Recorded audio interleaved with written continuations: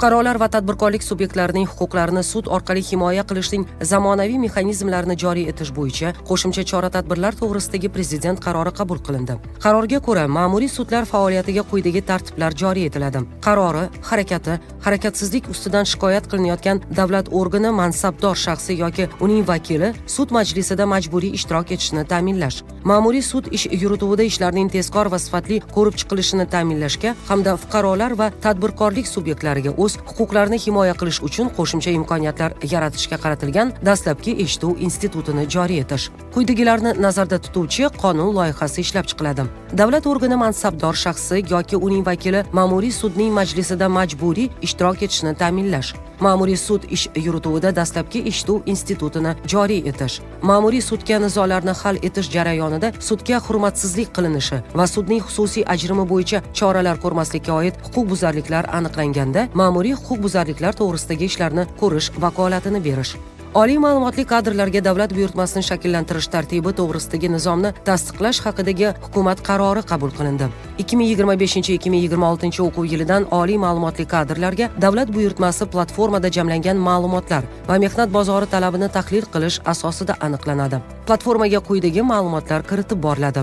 Iqtisodiyot tarmoqlarida rasman band bo'lgan aholi soni, davlat va nodavlat oliy ta'lim muassasalari bitiruvchilarining o'qishni tamomlagandan so'ng rasman bandligi to'g'risidagi ma'lumotlar, mehnat resurslari balansi, mehnat bozorida mavjud bo'sh ish o'rinlari, iqtisodiy faoliyat turlari bo'yicha bandlik darajasi haqida, oliy ta'lim jarayonlarini boshqarish axborot tizimida mavjud bitiruvchilar va oliy ta'lim muassasalari to'g'risida.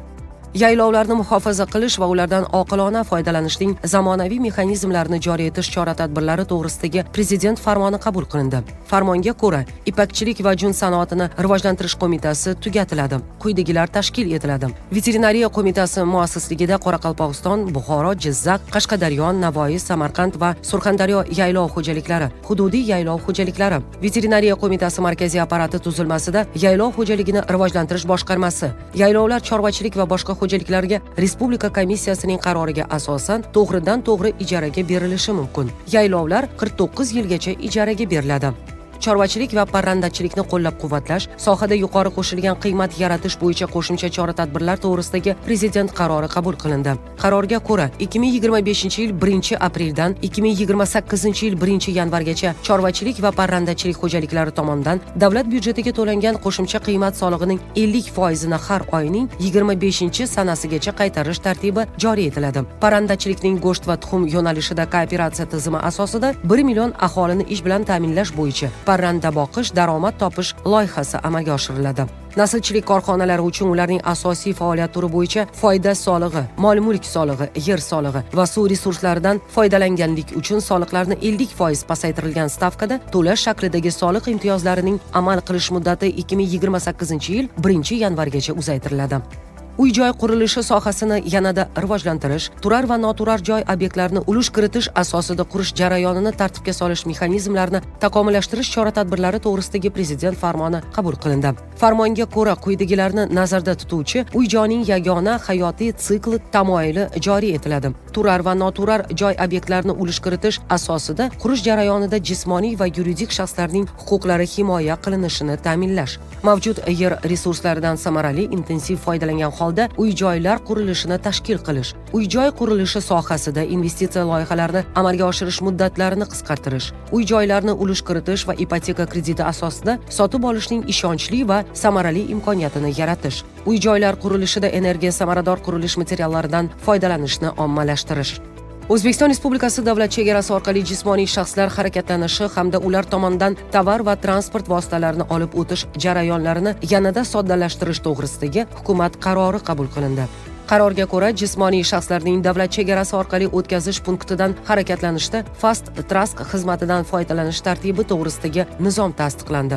Unga ko'ra, xizmatdan foydalanish uchun jismoniy shaxslar yoki yuridik shaxsning vakili bojxona qo'mitasining rasmiy veb-sayti yoki elektron to'lov tizimlari orqali harakatlanishdan oldin elektron yoki o'tkazish punktiga harakatlanish chog'ida og'zaki ravishda murojaat qiladi. Xizmatdan foydalanadigan shaxslar hamda ularning qo'l yuki va bagajlari nazorati ushbu xizmat uchun ajratilgan etilgan alohida joylarda davlat nazorati organlari tomonidan navbatsiz amalga oshiriladi. Mazkur xizmatdan foydalanayotgan jismoniy shaxslar navbati bundan mustasno. Xizmatdan foydalanganlik uchun to'lov 18 yoshga to'lgan har bir jismoniy shaxs uchun navbat olinadigan kundagi bazaviy hisoblash miqdorining 15% miqdorida to'lanadi.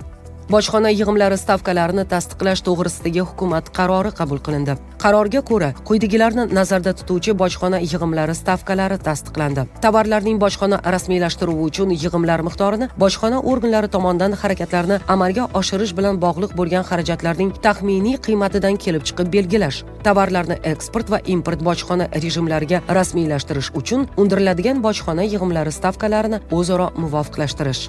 Oziq-ovqat xavfsizligi to'g'risidagi qonun qabul qilindi. Qonun oziq-ovqat xavfsizligi sohasidagi munosabatlarni tartibga soladi. Vazirlar Mahkamasi oziq-ovqat xavfsizligi sohasida yagona davlat siyosati amalga oshirilishini ta'minlaydi hamda O'zbekistonda oziq-ovqat mahsulotlari tanqisligi yuzaga kelganda oziq-ovqat xavfsizligini ta'minlash bo'yicha tezkor chora-tadbirlarni belgilaydi. Oziq-ovqat xavfsizligi sohasida davlat tomonidan qo'llab-quvvatlashning maqsadi mamlakat aholisining ijtimoiy ahamiyatga molik asosiy turdagi oziq-ovqat mahsulotlariga bo'lgan ehtiyoj mahalliy oziq-ovqat mahsulotlari va xomashyosini ishlab chiqarish hisobiga qanoatlashtirishdan iborat.